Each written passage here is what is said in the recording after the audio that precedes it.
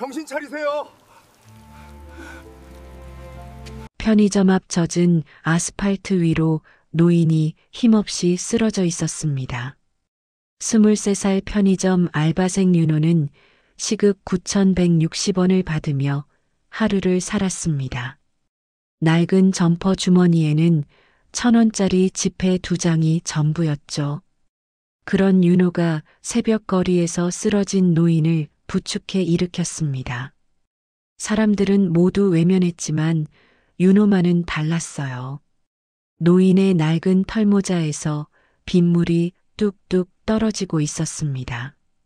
윤호는 떨리는 손으로 노인의 팔을 붙잡았어요. 형광등 불빛 아래 윤호의 해진 운동화가 무릉덩이에 잠겼고 노인의 창백한 얼굴에는 식은 땀이 송글송글 맺혀 있었습니다. 윤호는 그 노인이 누구인지 전혀 몰랐습니다.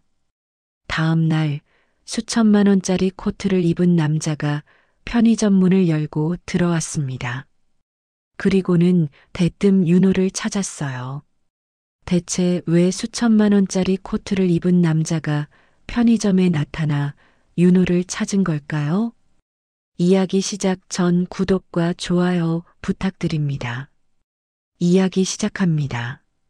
새벽 5시 편의점 형광등이 차갑게 빛나는 가운데 윤호는 진열대 앞에서 유통기한이 지난 도시락들을 하나씩 확인하고 있었습니다. 23살 윤호의 낡은 점퍼는 소매 끝이 헤어져 있었고 손등에는 매일 상자를 나르느라 생긴 굳은 살이 두껍게 박혀 있었어요.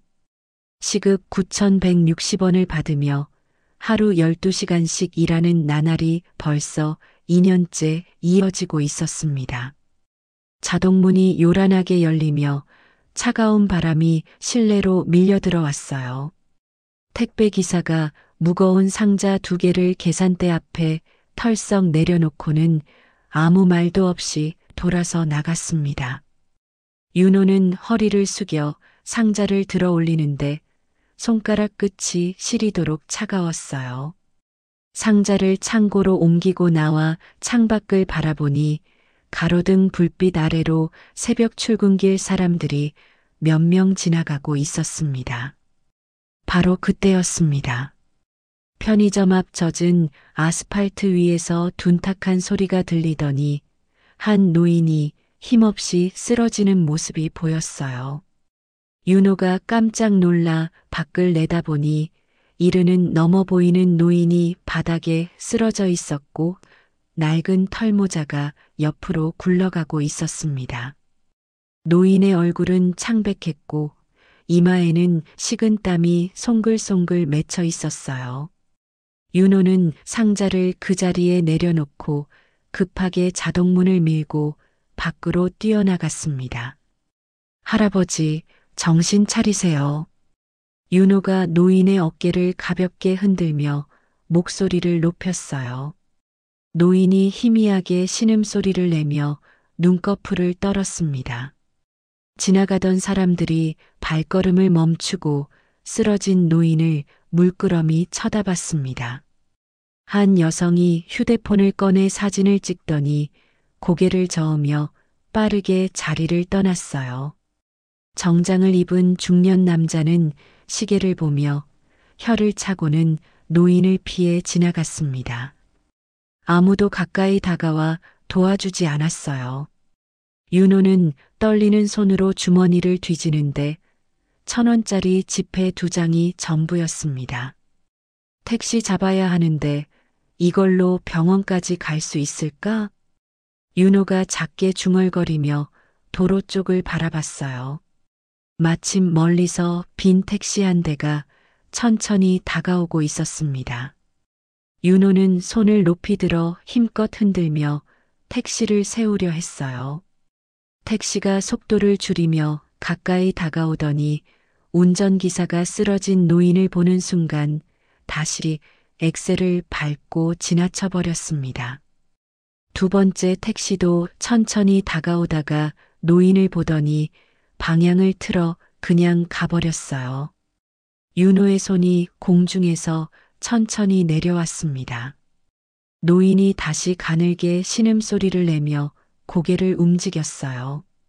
윤호는 더 이상 망설이지 않고 무릎을 꿇어 노인을 조심스럽게 부축해 일으켰습니다. 조금만 버티세요. 제가 도와드릴게요. 윤호가 노인의 팔을 자신의 어깨에 단단히 걸치고 천천히 일어섰어요.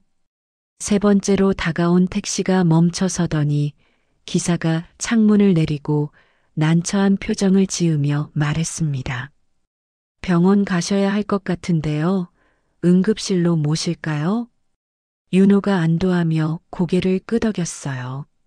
네, 가장 가까운 응급실로 빨리 부탁드립니다. 기사가 잠시 망설이더니 뒷문을 열어줬습니다. 윤호는 노인을 조심스럽게 뒷좌석에 앉히고 자신도 옆자리에 앉으며 안전벨트를 노인에게 채워드렸습니다. 택시가 출발하자 윤호는 주머니에서 1,000원짜리 2장을 꺼내 손바닥 위에 올려놓고 물끄러미 내려다봤어요. 기사가 백미러로 윤호의 모습을 힐끗 쳐다보더니 입을 열었습니다. 요금은 한 5,000원 정도 나올 겁니다. 기사의 목소리는 덤덤했어요. 윤호의 손이 지폐를 꽉 쥐었습니다. 손바닥에 땀이 배어 나왔어요. 노인이 희미하게 눈을 뜨더니 떨리는 목소리로 속삭였습니다. 고마워요. 노인의 목소리가 가늘게 흘러나왔어요.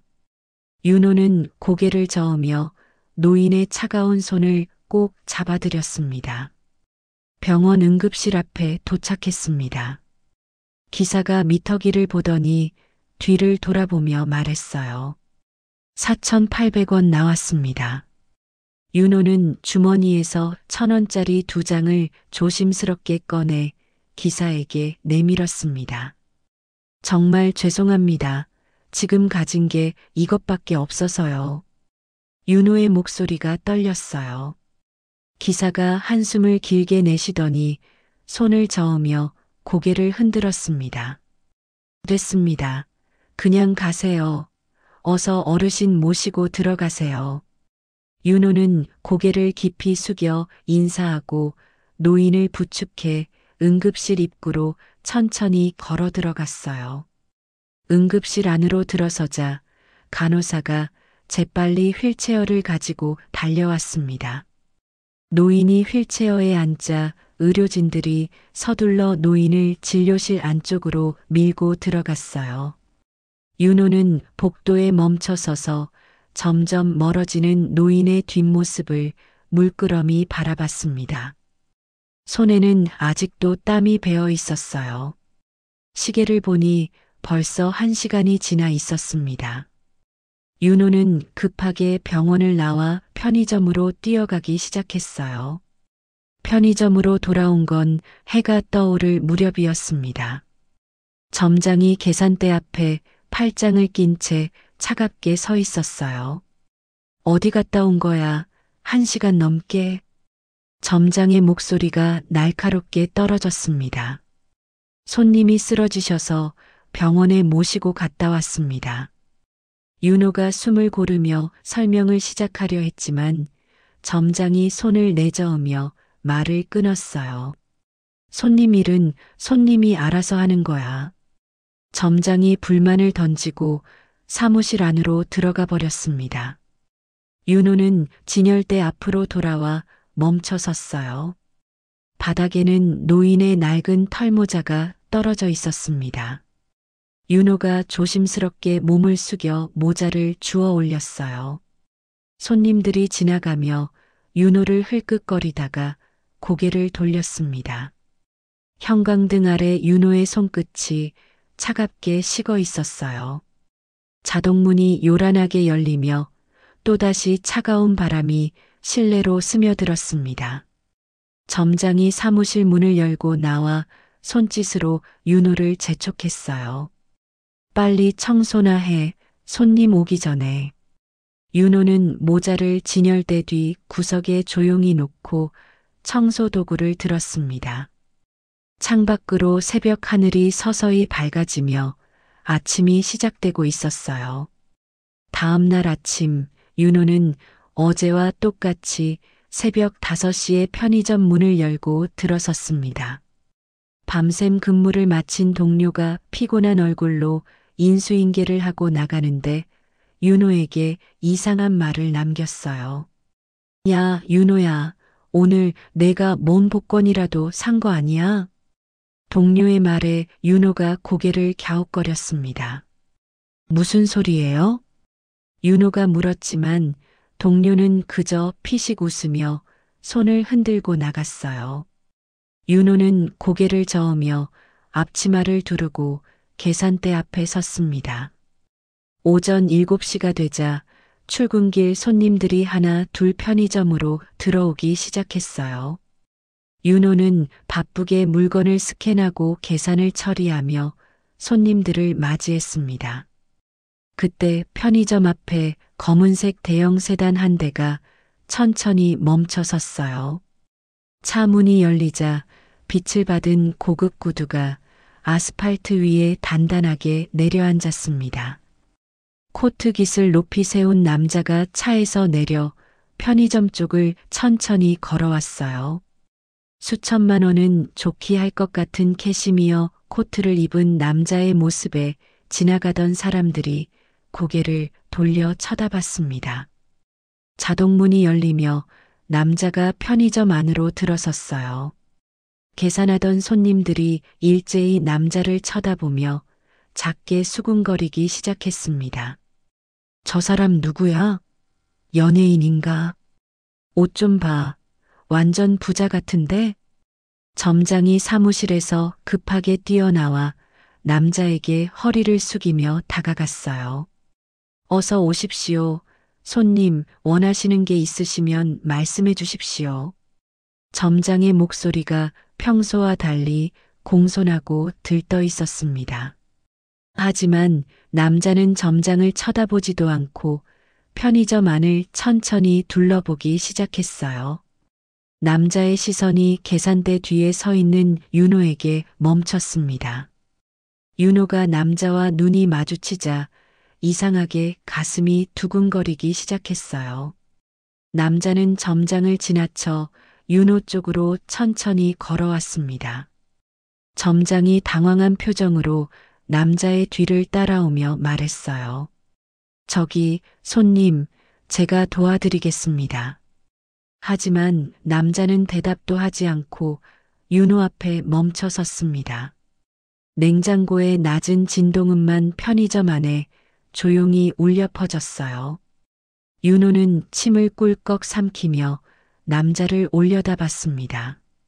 남자가 정장 안주머니에서 낡은 가죽 지갑을 꺼내 천천히 열었어요. 지갑 속에서 오래되어 보이는 사진 한 장을 조심스럽게 꺼내 윤호 앞 계산대 위에 고즈넉히 내려놓았습니다. 사진 속에는 편의점 앞에서 환하게 웃고 있는 노인의 모습이 흐릿하게 찍혀 있었어요. 윤호가 사진을 보는 순간 어제 자신이 병원에 모셔다 드린 그 노인이라는 걸 알아챘습니다. 어제 새벽에 우리 아버지를 일으켜 세워주신 분이 당신 맞습니까? 남자의 목소리는 낮고 차분했지만 떨림이 묻어났어요. 윤호는 사진을 잠시 바라보다가 천천히 고개를 끄덕였습니다.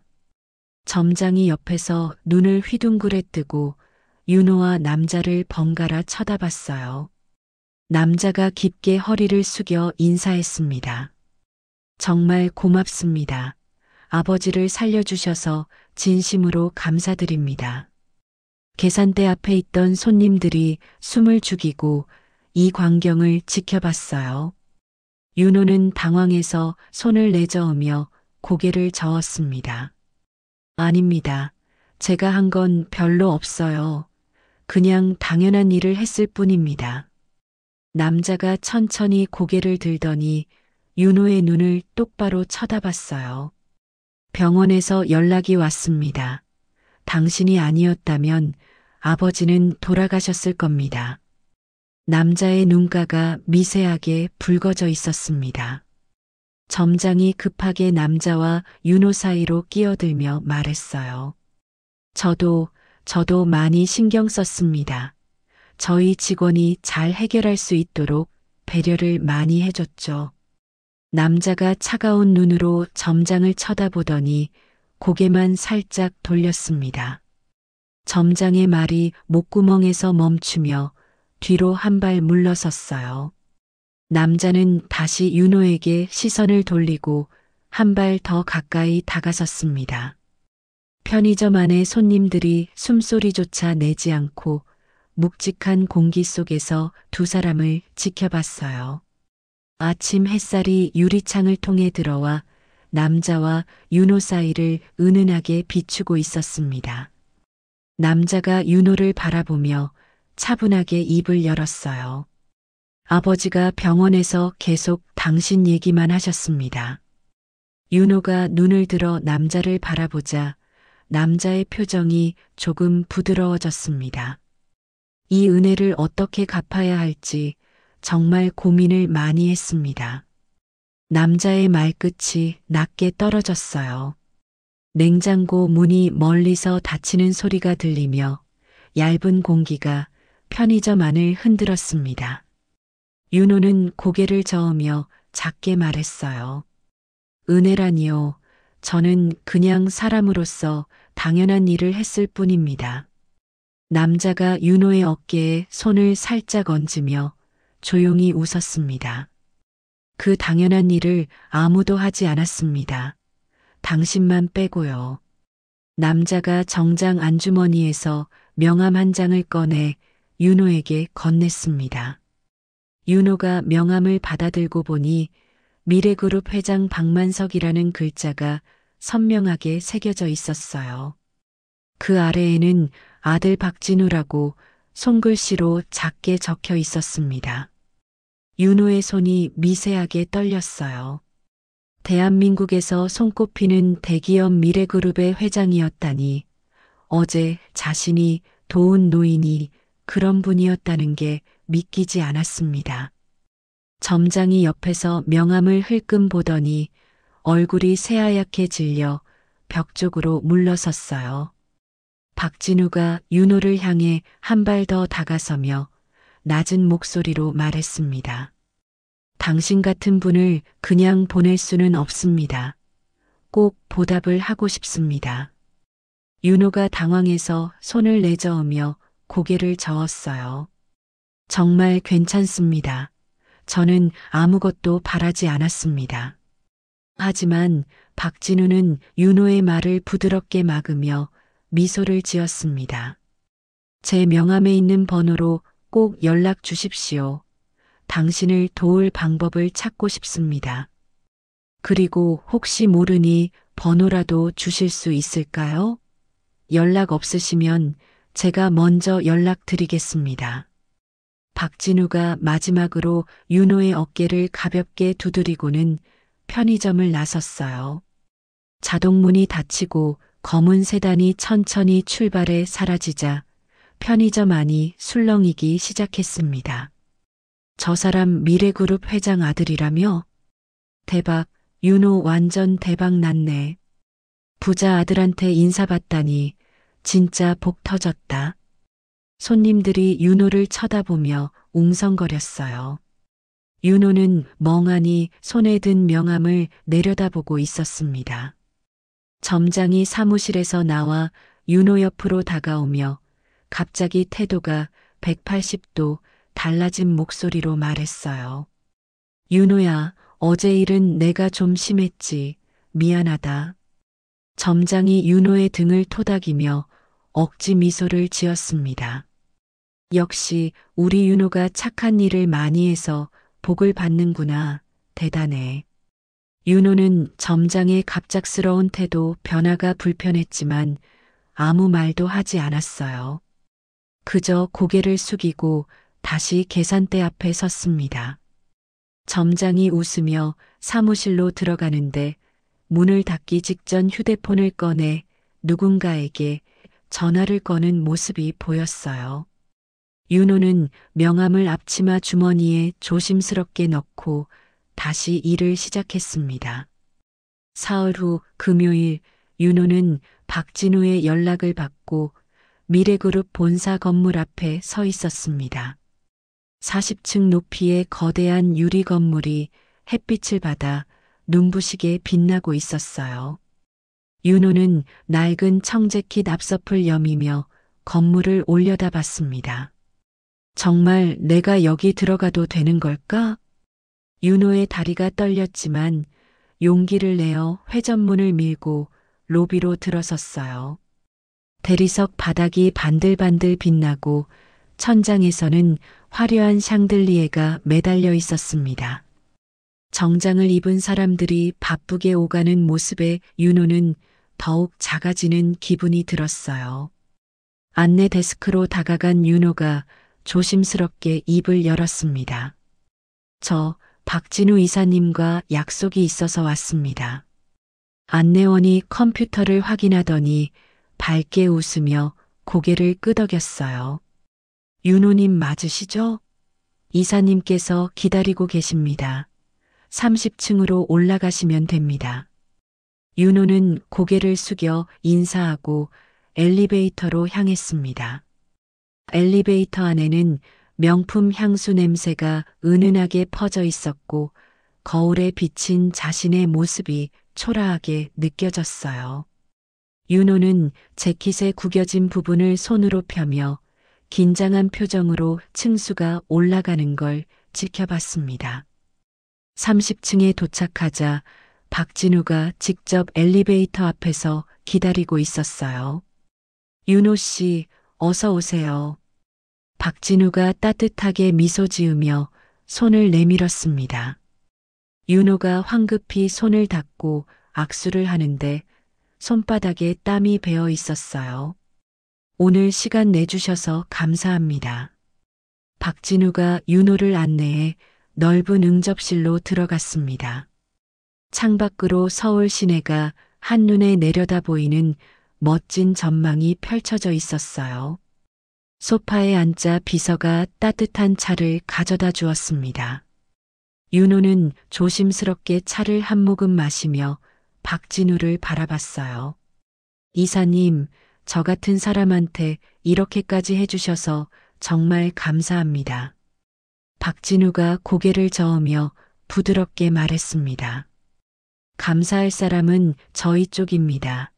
아버지 생명을 구해주셨는데 이 정도는 당연한 겁니다. 박진우가 책상 위에 놓인 서류 뭉치를 집어 윤호 앞으로 밀었어요. 이게 장학 프로그램 신청서입니다. 원하시는 대학과 학과를 선택하시면 됩니다. 윤호가 서류를 넘기며 읽어내려가는데 눈이 점점 커졌습니다. 학비 전액은 물론이고 생활비 월 150만 원, 기숙사 제공, 교재비 별도 지원까지 적혀 있었어요. 이렇게까지 해주시면 제가 어떻게 갚아야 할지 모르겠습니다. 윤호의 목소리가 떨렸습니다. 박진우가 차분하게 대답했어요. 갚을 필요 없습니다. 당신이 열심히 공부해서 훌륭한 사람이 되는 게 우리가 바라는 전부입니다. 박진우가 잠시 말을 멈추고 윤호의 눈을 똑바로 쳐다봤습니다.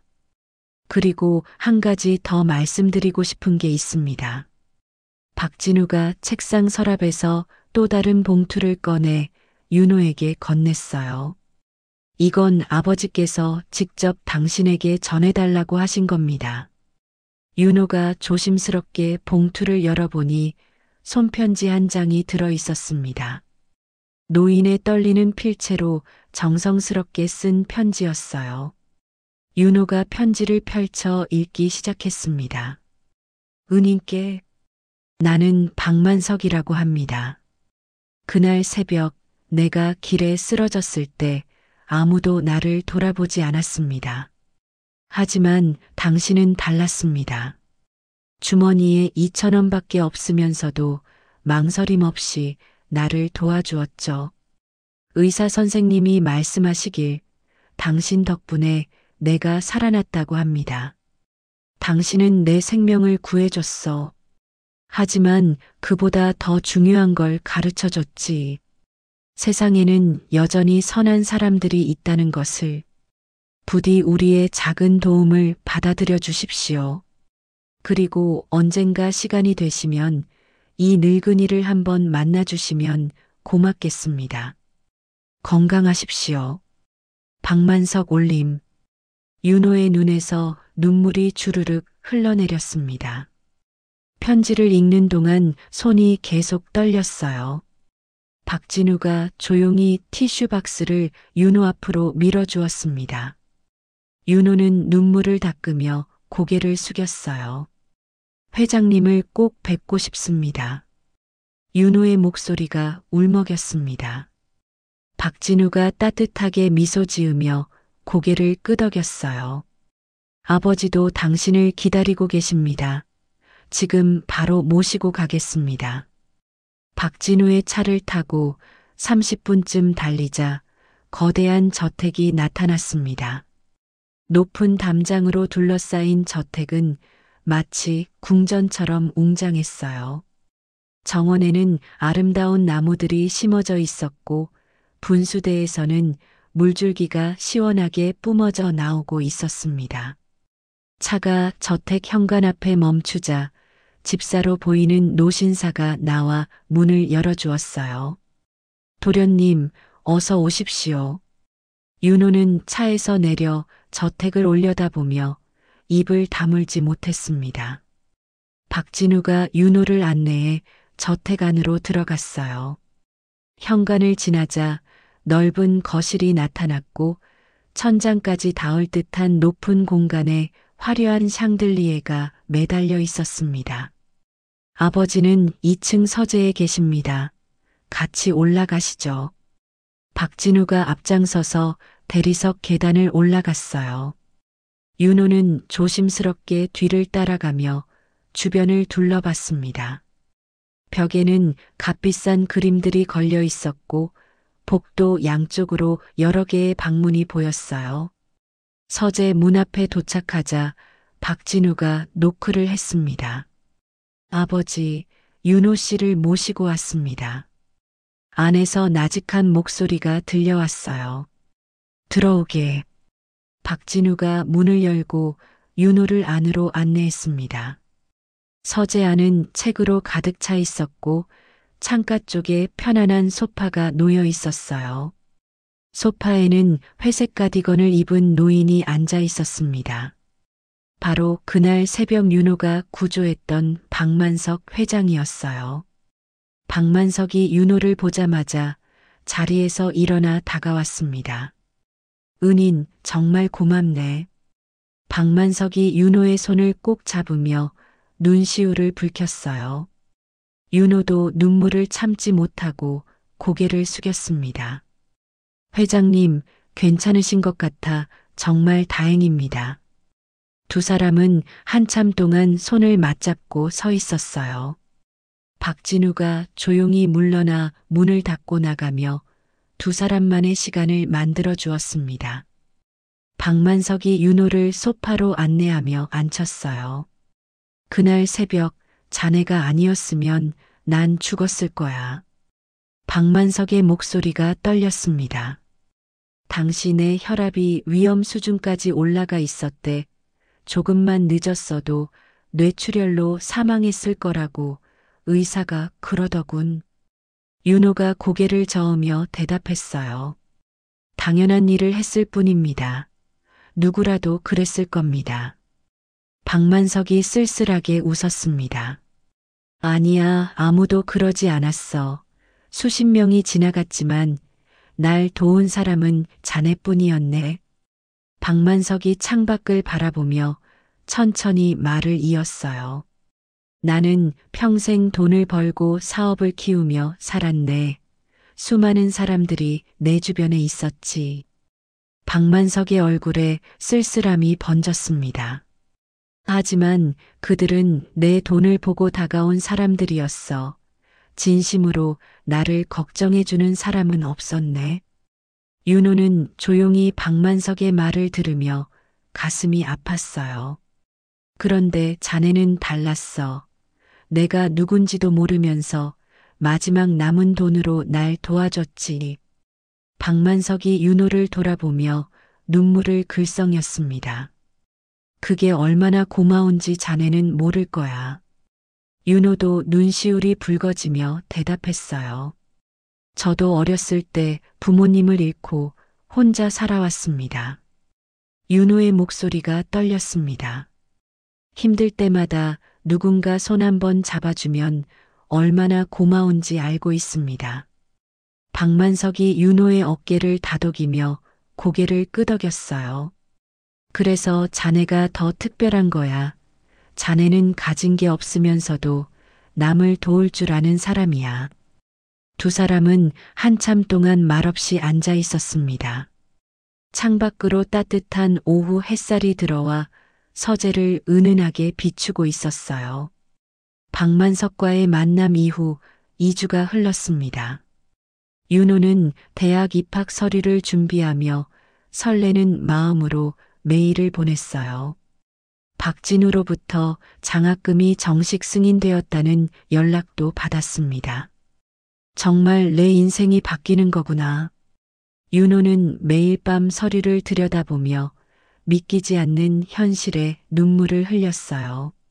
하지만 행복도 잠시. 어느 날 편의점에서 점장이 윤호를 사무실로 불렀습니다. 윤호야, 잠깐 이리 와봐. 점장의 목소리가 평소와 달리 차갑게 느껴졌어요. 윤호가 사무실로 들어가자 점장이 불편한 표정으로 책상에 기대어 서 있었습니다. 윤호야, 미안한데 이번 주 금요일까지만 나와. 윤호가 깜짝 놀라 점장을 쳐다봤어요. 네, 그게 무슨 말씀이세요? 점장이 시선을 피하며 대답했습니다. 본사에서 갑자기 인건비 줄이라고 압력이 들어왔어. 어쩔 수 없어.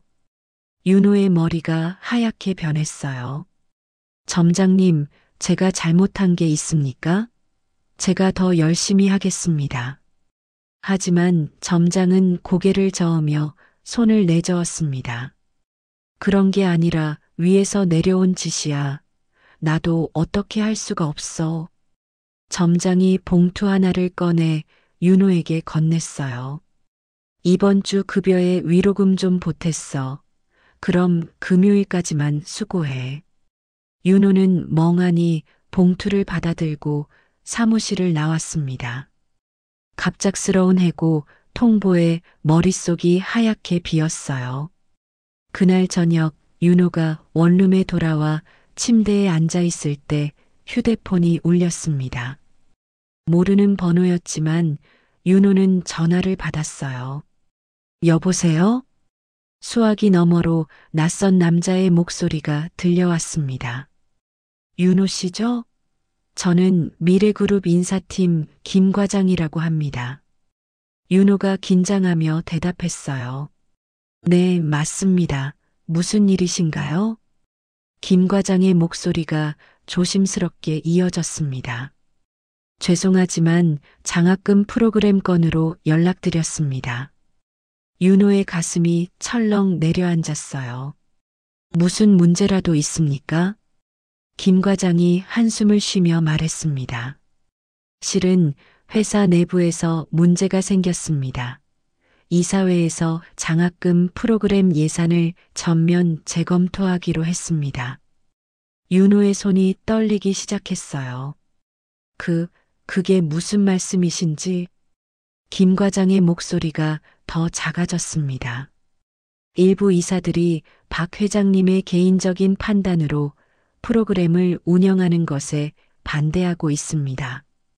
윤호는 말을 잇지 못하고 입만 벌리고 있었어요. 당분간 프로그램 진행이 보류될 것 같습니다. 정말 죄송합니다. 전화가 끊기자 윤호는 그 자리에 주저앉았습니다.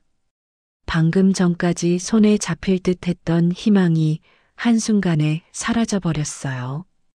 편의점 일자리도 잃고 장학금 기회마저 날아가 버린 윤호는 눈앞이 캄캄했습니다. 왜 나한테만 이런 일이 생기는 걸까? 윤호는 침대에 쓰러져 베개를 움켜쥐고 눈물을 흘렸습니다. 다음 날 오후 윤호는 박진우에게서 급한 전화를 받았어요. 윤호 씨, 지금 어디세요? 당장 만나야 할 것 같습니다. 박진우의 목소리가 다급하게 들렸습니다. 1시간 후, 윤호는 박진우와 조용한 카페에서 마주 앉았어요. 박진우의 얼굴에는 피곤함이 가득했습니다. 윤호 씨, 정말 죄송합니다. 박진우가 고개를 숙이며 시작했어요. 회사 내부에서 제 삼촌이 문제를 일으키고 있습니다. 윤호가 조심스럽게 물었어요. 삼촌이요? 박진우가 고개를 끄덕이며 설명했습니다. 네, 우리 회사 부회장인 박진수입니다. 아버지의 친동생이죠. 박진우가 커피잔을 꽉 쥐며 말을 이었어요. 삼촌은 예전부터 아버지와 경영권 문제로 갈등이 있었습니다. 윤호가 숨을 죽이고 박진우의 말을 들었어요. 그런데 아버지가 쓰러지신 사건 이후로 삼촌이 노골적으로 경영권을 노리기 시작했습니다. 박진우의 목소리가 떨렸습니다. 삼촌이 이사회를 설득해서 아버지의 건강 문제를 이유로 회장직에서 물러나라고 압박하고 있어요. 윤호의 눈이 커졌어요. 그럼 제 장학금 문제도? 박진우가 고개를 끄덕였습니다. 네, 삼촌이 아버지의 개인적인 판단으로 회사 돈을 쓰는 것에 문제를 제기했습니다. 박진우가 주먹을 불끈 쥐었어요. 삼촌은 윤호 씨를 이용해서 아버지를 공격하고 있는 겁니다. 윤호는 자신 때문에 박만석 회장이 곤란한 상황에 처했다는 사실에 가슴이 아팠어요. 제가 포기하겠습니다. 회장님께 더 이상 피해를 드릴 수 없습니다. 하지만 박진우가 윤호의 손을 잡으며 고개를 저었습니다. 아닙니다. 이건 윤호 씨 잘못이 아닙니다. 박진우가 윤호를 똑바로 쳐다보며 말했어요. 일주일 후에 이사회가 열립니다.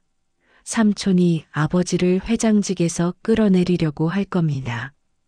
박진우의 눈빛이 간절해졌습니다.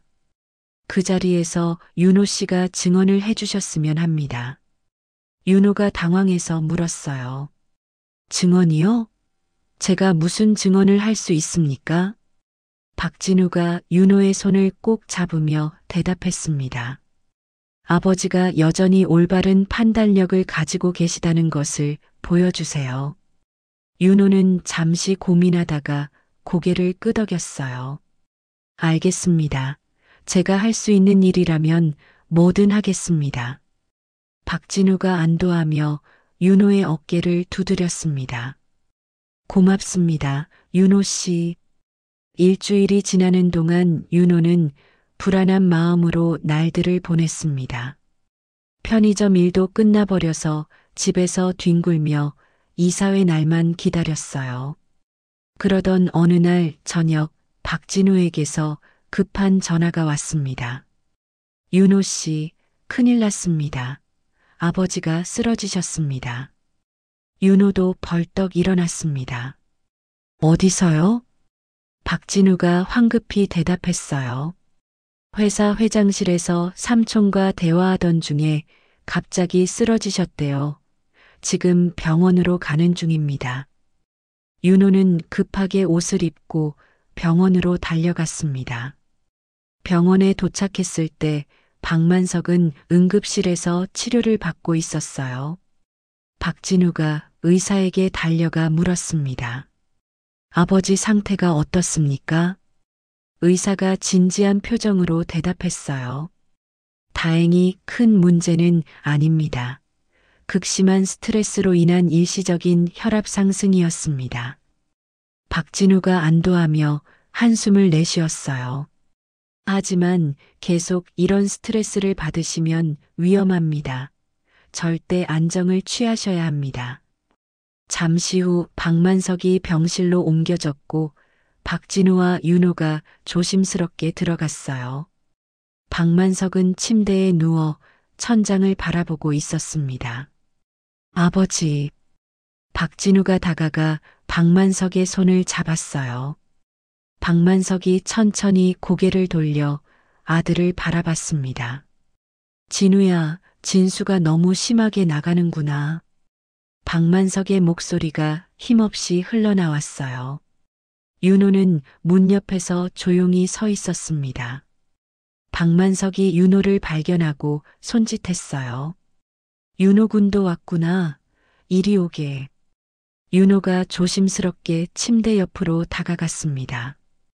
박만석이 윤호의 손을 잡으며 미안한 표정을 지었어요. 자네 때문에 내가 곤란한 상황에 처한 게 아니야. 오히려 내 동생이 욕심을 부리는 거지. 윤호의 눈시울이 붉어졌습니다. 회장님, 제가 뭘 도와드릴 수 있을까요? 박만석이 천천히 일어나 앉으며 대답했어요. 내일 이사회가 열려 진수가 나를 끌어내리려고 할 거야. 박만석이 창밖을 바라보며 한숨을 쉬었습니다.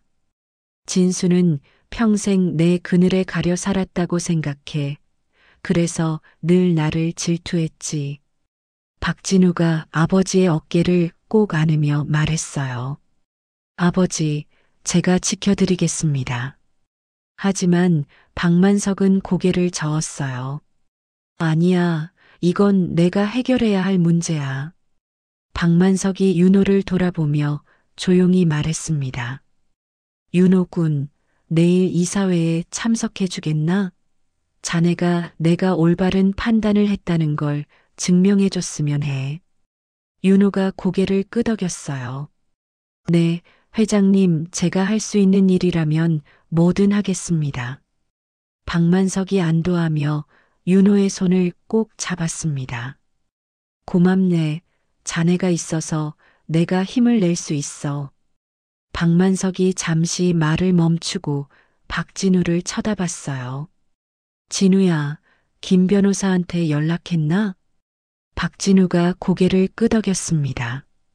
네, 아버지, 이미 증거 수집을 마쳤다고 합니다. 내일 이사회에 참석하신답니다. 박만석이 안도하며 눈을 감았어요. 다행이구나. 준비는 다 된 것 같네.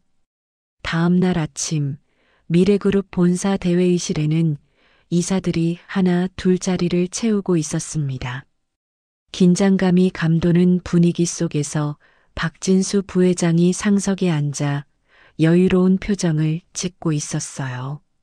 박만석이 박진우의 부축을 받으며 회의실로 들어오자 모두가 일어나 인사했습니다. 박만석은 창백한 얼굴로 회장석에 앉았어요. 윤호는 방청석 한쪽에 조용히 앉아 상황을 지켜보고 있었습니다. 박진수가 서류를 펼치며 입을 열었어요. 오늘 이사회를 소집한 이유는 명확합니다. 박진수의 목소리가 회의실에 차갑게 울려 퍼졌습니다.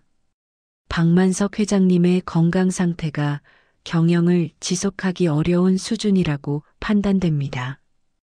이사들이 수군거리기 시작했어요. 박진수가 손을 들어 조용히 시키더니 계속 말을 이었습니다. 어제도 회의 중에 쓰러지셨고 최근 들어 판단력에도 문제가 보입니다. 박진수가 윤호를 가리키며 말했어요.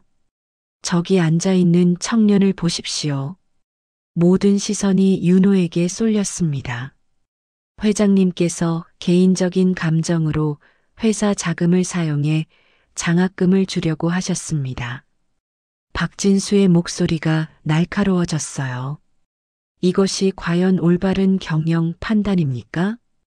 이사 몇 명이 고개를 끄덕이며 박진수의 말에 동조했습니다. 박만석이 일어서려 하자 박진우가 부축했어요.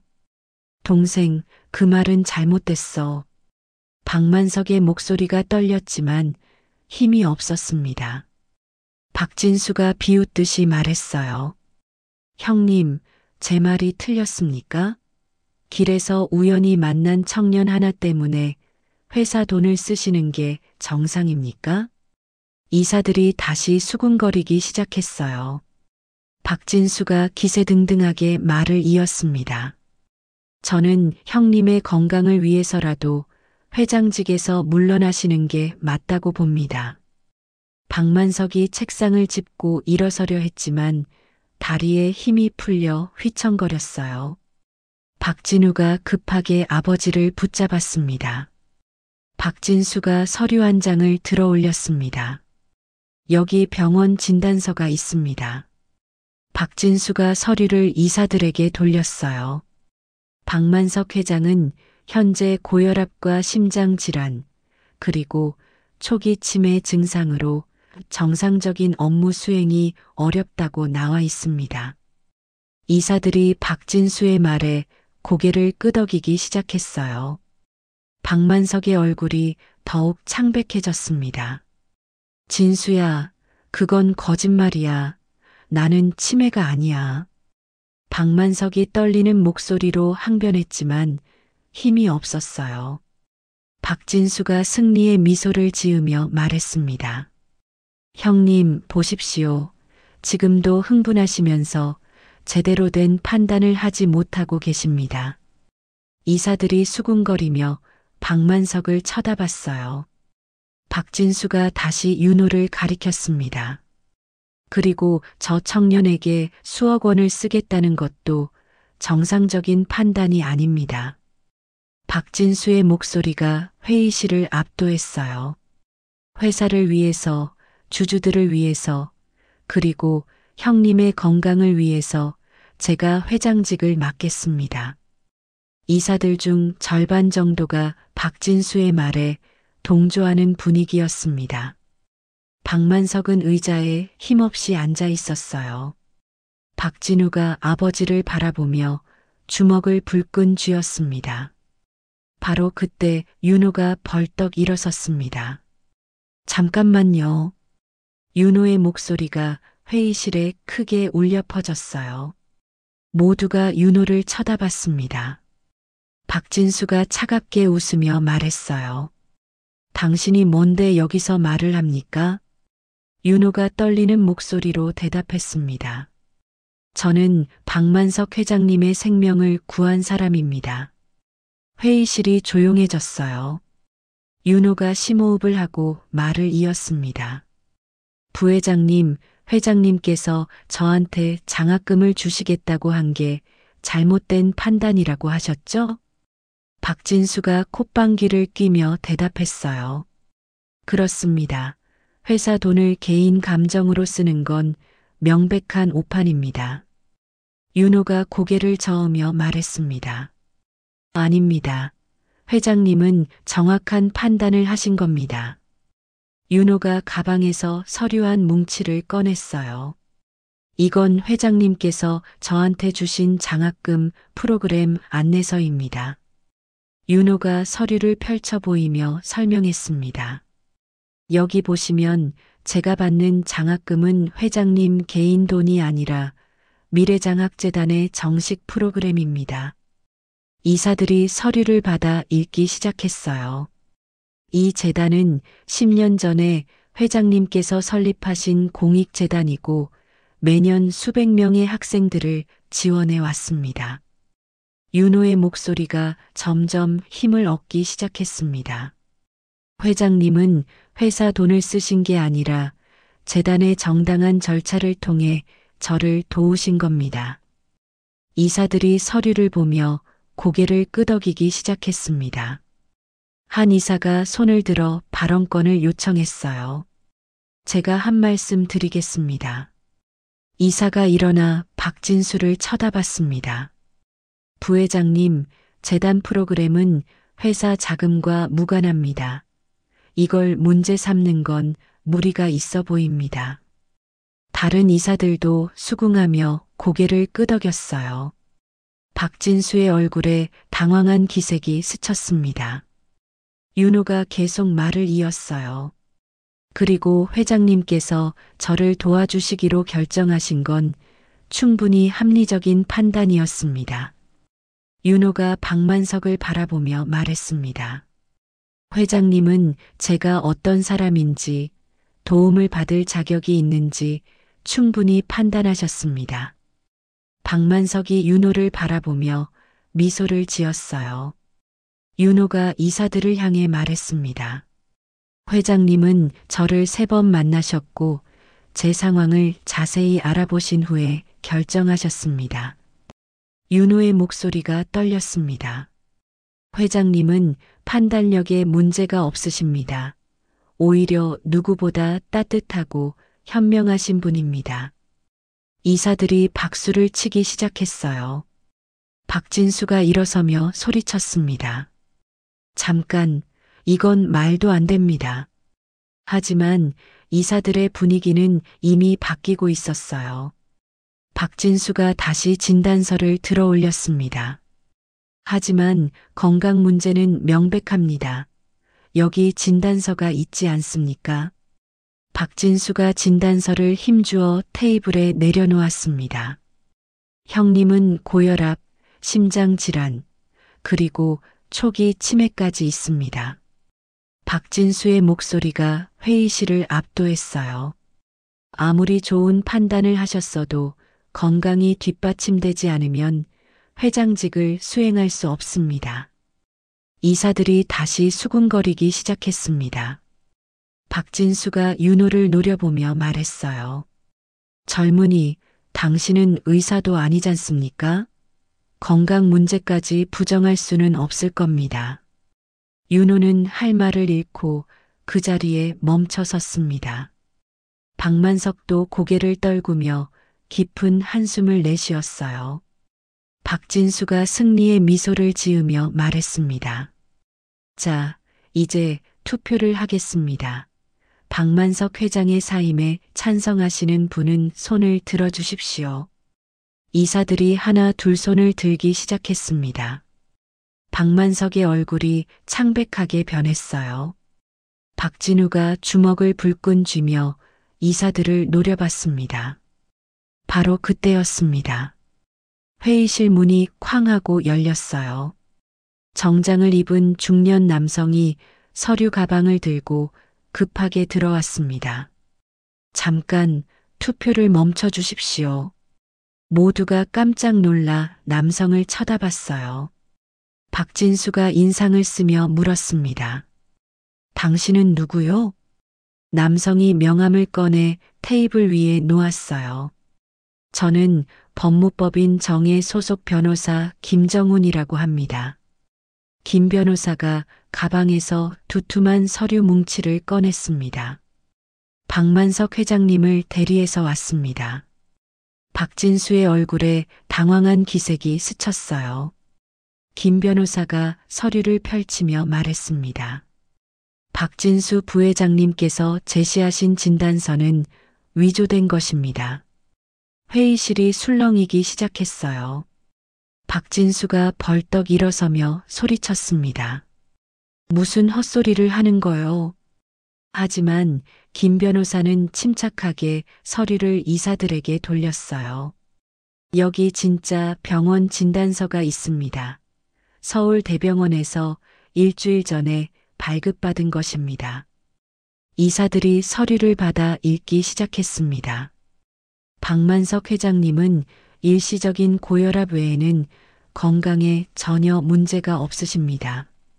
김 변호사가 박진수를 쳐다보며 말했어요. 그리고 부회장님께서 제시하신 위조 진단서를 발급한 의사는 이미 경찰에 자수했습니다. 박진수의 얼굴이 새하얗게 질렸어요. 김 변호사가 또 다른 서류를 꺼내 보여줬습니다. 또한 부회장님께서 회사 자금을 횡령한 증거도 확보했습니다. 이사들이 놀라서 박진수를 쳐다봤어요. 지난 3년간 총 50억 원의 회사 자금을 개인 계좌로 빼돌린 정황이 있습니다. 김 변호사가 통장 사본을 테이블 위에 펼쳐 놓았습니다. 여기 부회장님의 비자금 계좌 내역입니다. 회사 자금이 이 계좌로 흘러들어간 증거가 명확합니다. 박진수가 뒤로 물러서며 변명하기 시작했어요. 그건 오해입니다. 업무상 필요한 지출이었습니다.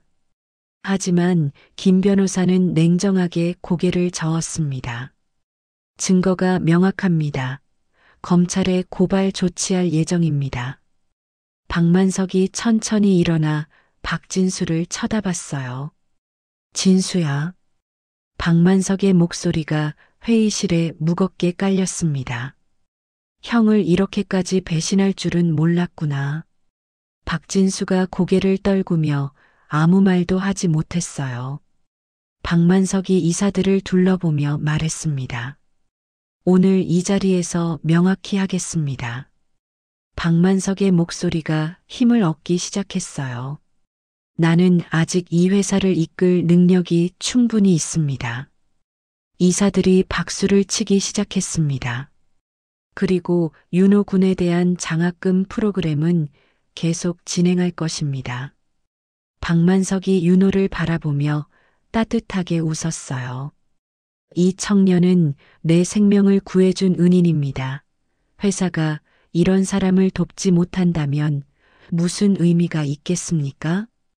이사들이 모두 일어나 박수를 쳤습니다. 박진수는 고개를 떨군 채 회의실을 나갔어요. 박만석이 윤호에게 다가가 어깨를 꼭 안아주었습니다. 자네 덕분에 내가 다시 일어설 수 있었어. 윤호의 눈에서 눈물이 주르륵 흘러내렸어요. 박진우도 다가와 윤호의 손을 꼭 잡았습니다. 윤호 씨, 정말 고맙습니다. 회의실에는 따뜻한 박수 소리만 가득했어요. 윤호는 이사들을 향해 깊이 허리를 숙여 인사했습니다. 저야말로 감사합니다. 회장님을 믿어주셔서.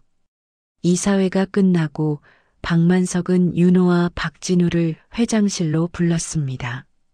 넓은 회장실 소파에 세 사람이 나란히 앉았어요. 박만석이 따뜻한 차를 따라 윤호에게 건넸습니다. 윤호 군, 오늘 정말 수고 많았네. 윤호가 차를 받으며 고개를 저었어요. 저는 사실 별로 한 게 없습니다. 변호사님이 다 해결해 주셨습니다. 박만석이 부드럽게 웃으며 말했습니다. 아니야, 자네가 내 곁에 있어줘서 내가 힘을 낼 수 있었어. 박진우가 윤호에게 봉투 하나를 건넸어요. 윤호 씨, 이제 장학금 프로그램을 정식으로 진행하겠습니다. 윤호가 봉투를 받아들고 조심스럽게 열어봤습니다. 안에는 대학 입학 허가서와 장학금 증서가 들어 있었어요. 이건? 윤호가 놀라서 박진우를 쳐다봤습니다. 서울대학교 사회복지학과 특별 전형에 합격하셨습니다. 축하드립니다. 박진우가 활짝 웃으며 말했어요. 윤호의 손이 떨리기 시작했습니다. 입학은 다음 학기인 내년 3월이고 그때까지 생활비는 계속 지원됩니다. 박진우가 설명했어요. 그리고 한 가지 더 있습니다. 박진우가 또 다른 서류를 꺼냈어요. 우리 회사에서 윤호 씨를 장학생 멘토로 채용하고 싶습니다. 윤호가 눈을 크게 뜨고 박진우를 쳐다봤어요. 대학 입학 전까지 주말에만 출근하시면 되고 월급은 250만 원입니다. 윤호는 너무 놀라서 말을 잇지 못했습니다. 박만석이 윤호의 손을 꼭 잡으며 말했어요. 자네는 이 모든 걸 받을 자격이 있어. 윤호의 눈에서 눈물이 주르륵 흘러내렸습니다. 회장님, 이사님, 정말 감사합니다. 윤호가 일어나 두 사람에게 깊이 허리를 숙였어요. 평생 이 은혜를 잊지 않겠습니다. 박만석이 윤호를 일으켜 세우며 따뜻하게 안아주었습니다. 은혜가 아니야, 자네가 먼저 내게 은혜를 베풀었잖아. 박진우도 윤호의 어깨를 다독이며 말했어요. 윤호 씨, 이제 당당하게 꿈을 펼치세요. 창밖으로 따뜻한 오후 햇살이 회장실을 환하게 비추고 있었습니다. 윤호는 창가로 다가가 서울 시내를 내려다봤어요. 높은 빌딩들 사이로 한강이 반짝이고 있었습니다. 어머니, 아버지, 저 잘하고 있죠? 윤호가 마음속으로 부모님께 인사를 올렸어요. 박만석이 윤호 옆으로 다가와 함께 창밖을 바라봤습니다. 윤호 군, 앞으로도 지금처럼 착한 마음을 잃지 말게. 박만석의 목소리가 부드럽게 흘러나왔어요. 세상은 때로 냉정하고 잔인해 보이지만 결국 선한 마음을 가진 사람이 이기는 법이야. 윤호가 고개를 끄덕이며 대답했습니다. 네, 회장님, 항상 기억하겠습니다. 박만석이 윤호의 어깨에 손을 얹으며 미소 지었어요. 그리고 자네가 나중에 성공하거든 다른 사람도 도와주게. 윤호가 회장님을 돌아보며 눈물을 닦았습니다. 꼭 그렇게 하겠습니다. 저처럼 어려운 사람들을 꼭 돕겠습니다. 한 달 후, 윤호는 미래그룹 사회 공헌팀에 첫 출근했습니다. 깔끔한 정장을 입은 윤호는 30층 사무실 문을 열고 들어섰어요. 어서 오세요, 윤호 씨. 팀장이 밝게 웃으며 윤호를 맞이했습니다. 윤호는 자신의 책상 앞에 섰어요. 책상 위에는 명패가 놓여 있었습니다. 사회공헌팀 장학생 멘토 김윤호. 윤호는 명패를 쓰다듬으며 뭉클해졌어요. 윤호 씨, 첫 업무 설명드릴게요. 팀장이 다가와 윤호를 회의실로 안내했어요. 우리 팀에서는 매년 100명의 학생들을 선발해서 장학금을 지원하고 있습니다. 팀장이 자료를 펼쳐 보이며 설명했습니다. 윤호 씨는 장학생들의 멘토로서 그들의 고민을 들어주고 조언을 해주시면 됩니다. 윤호가 자료를 보며 고개를 끄덕였어요. 제가 잘할 수 있을까요? 팀장이 윤호의 어깨를 토닥이며 말했습니다. 윤호 씨가 가장 잘할 수 있는 일입니다. 윤호 씨야말로 그 학생들의 마음을 이해할 수 있으니까요. 윤호는 그날부터 열심히 일하기 시작했습니다. 주말마다 출근해서 장학생들을 만나고 그들의 이야기를 들어줬어요. 가난하지만 꿈을 포기하지 않는 학생들, 부모님을 일찍 여의고 혼자 살아가는 학생들, 그들의 이야기는 모두 윤호 자신의 이야기 같았습니다. 그렇게 6개월이 흘렀습니다. 이듬해 3월 서울대학교 입학식 날이 밝았습니다. 윤호는 새로 산 정장을 입고 거울 앞에 섰어요. 거울 속에 비친 자신의 모습이 낯설면서도 뿌듯했습니다. 정말 내가 대학생이 되는구나. 윤호는 가슴이 벅차올라 눈물이 날 것 같았어요. 현관을 나서는데 우편함에 편지 한 통이 들어 있었습니다. 박만석 회장이 보낸 편지였어요. 윤호가 편지를 열어 읽기 시작했습니다. 윤호 군에게 오늘이 자네의 입학식이라는 걸 알고 있네. 늙은이가 가지 못해서 미안하네. 자네는 내 생명을 구해줬어. 하지만 그보다 더 중요한 걸 가르쳐줬지. 세상에는 여전히 선한 사람들이 있다는 것을.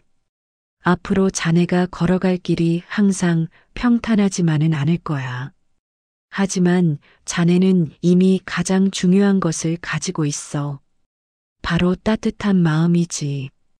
그 마음만 잃지 않는다면 자네는 분명 훌륭한 사람이 될 거야. 건강하게 그리고 당당하게 꿈을 펼치게. 항상 자네를 응원하겠네. 박만석 올림. 윤호는 편지를 다 읽고 눈물을 닦으며 편지를 소중히 접어 주머니에 넣었어요. 대학 캠퍼스에 도착하자 신입생들로 가득했습니다. 모두들 설레는 표정으로 캠퍼스를 둘러보고 있었어요. 윤호도 천천히 걸으며 주위를 둘러봤습니다. 정말 꿈 같아.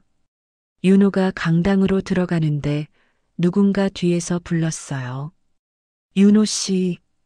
돌아보니 박진우가 서 있었습니다. 이사님, 어떻게 여기까지? 윤호가 놀라서 물었어요.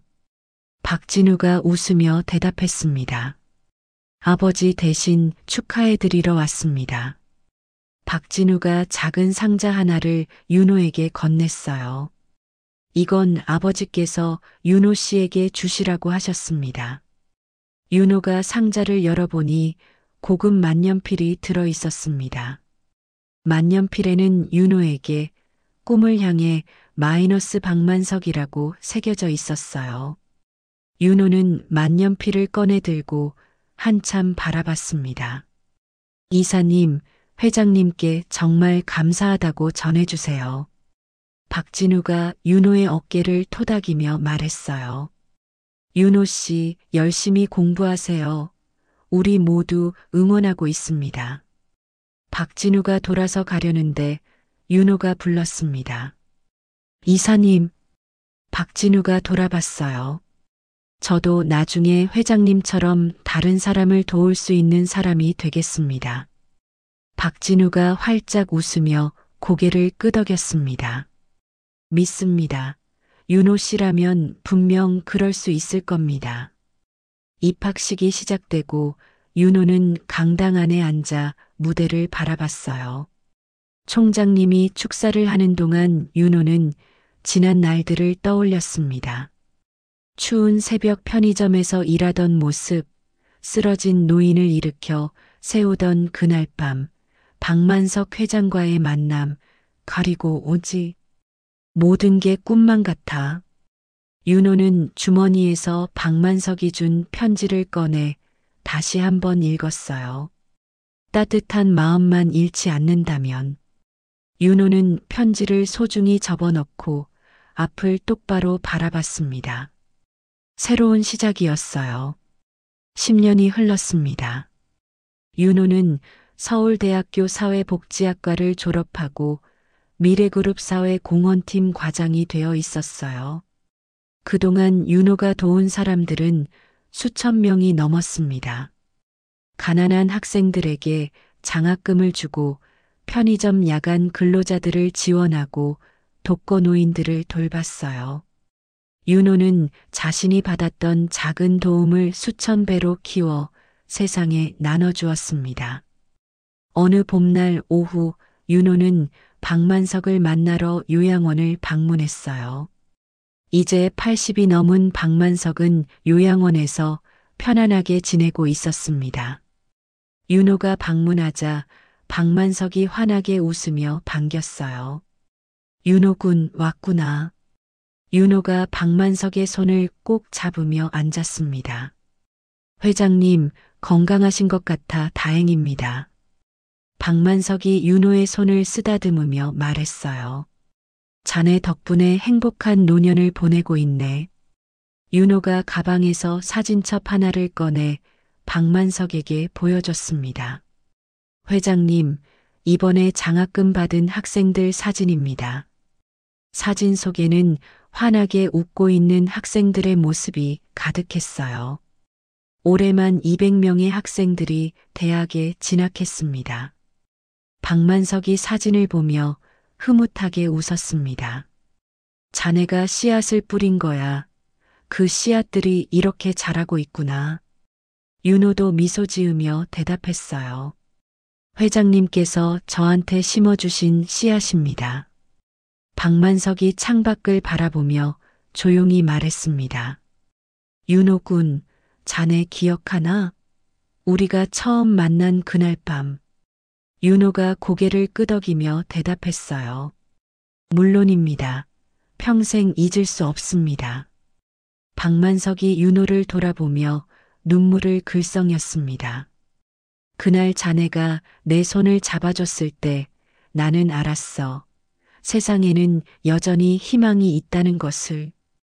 윤호도 눈시울이 붉어졌어요. 저도 그날 깨달았습니다. 작은 도움이 누군가의 인생을 바꿀 수 있다는 것을. 해가 지고 노을이 요양원 창문을 붉게 물들이고 있었습니다. 윤호는 박만석의 손을 꼭 잡고 함께 노을을 바라봤어요. 회장님, 고맙습니다. 제 인생을 바꿔주셔서. 박만석이 윤호의 손을 꼭 쥐며 대답했습니다. 아니야, 자네가 내 인생을 바꿔준 거야. 두 사람은 말없이 노을을 바라보며 미소 지었어요. 따뜻한 저녁 햇살이 두 사람을 부드럽게 감싸고 있었습니다. 오늘의 이야기가 당신의 마음에 작은 울림을 드렸다면 앞으로도 당신의 나날에 잔잔한 위로가 될 이야기들로 찾아뵐 수 있도록 구독과 좋아요를 눌러주세요. 그리고 사연의 주인공을 위한 따뜻한 말씀도 댓글로 부탁드립니다. 오늘도 들어주셔서 감사합니다. 다음 이야기에서 또 만나요. 감사합니다.